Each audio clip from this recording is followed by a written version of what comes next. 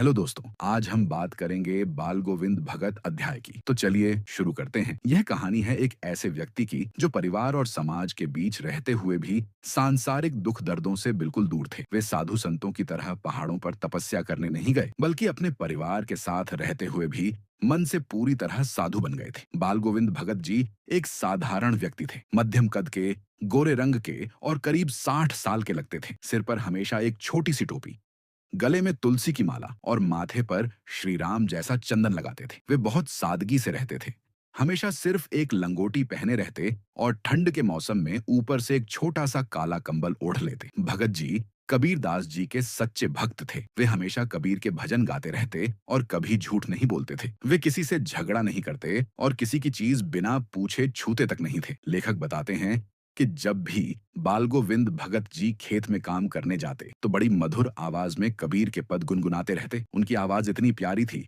कि सुनने वाले काम छोड़कर बस सुनते ही रह जाते। गर्मी, बरसात या ठंड, हर मौसम में उनकी आवाज उतनी ही मधुर रहती थी। वे हर रोज 2 मील पैदल चलकर नदी में स्नान करने जाते थे, चाहे कोई भी महीना क्यों ना हो।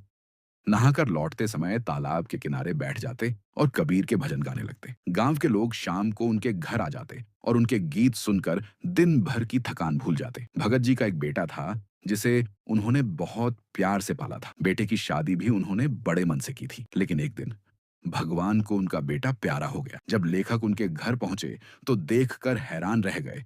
बाल गोविंद भगत जी आंगन में बैठे अपने बेटे के पार्थिव शरीर के पास कबीर के भजन गा रहे थे। उनकी बहू रो रही थी, पर भगत जी उसे समझा रहे थे। रो मत बहू, आत्मा परमात्मा के पास चली गई है। जैसे कोई प्रेमिका अपने प्रेमी से मिलने जाती है, वैसे ही यह आत्मा अपने भगवान से मिलने गई है। लेखक को पहले लगा कि शायद बेटे के गम में वे पागल हो गए हैं, लेकिन बाद में उन्हें समझ आया कि यह तो उनका गहरा विश्वास है, क्योंकि वे जानते थे कि आत्मा का परमात्मा से मिलना ही जीवन का लक्ष्य है। अपने बेटे के अंतिम संस्कार में भी भगत जी ने खुद आग नहीं दी। उन्होंने अपनी बहू से कहा, जब वह तुम्हारे सबसे करीब था तो उसे मुखाग्नि भी तुम ही दो। और बेटे के संस्कार के बाद उन्होंने अपनी बहू को कहा कि वह अपने मायके चली जाए और दोबारा शादी कर ले। बहू ने मना किया, कहा कि आपकी सेवा कौन करेगा। पर भगत जी बोले, अगर तुम नहीं गई तो मैं घर छोड़ दूंगा। और फिर बहू को जाना पड़ा। भगत जी हर साल गंगा स्नान करने जाते थे, लगभग 90 किलोमीटर पैदल। वे रास्ते में सिर्फ पानी पीते और कबीर के भजन गाते चलते जाते। बुढ़ापे में भी उनमें वही जोश था। आखिरी बार जब वे लौटे तो थोड़ा बुखार था, पर फिर भी उन्होंने अपने सारे काम वैसे ही किए, नहाना, खेत देखना और गीत गाना। लेकिन एक दिन सुबह जब लोगों ने उनकी आवाज नहीं सुनी तो जाकर देखा, बाल गोविंद भगत जी अपने कमरे में शांत पड़े थे। इस तरह इस धरती के एक सच्चे भक्त, एक सच्चे इंसान बाल गोविंद भगत जी ने अपना जीवन पूरा किया। तो दोस्तों,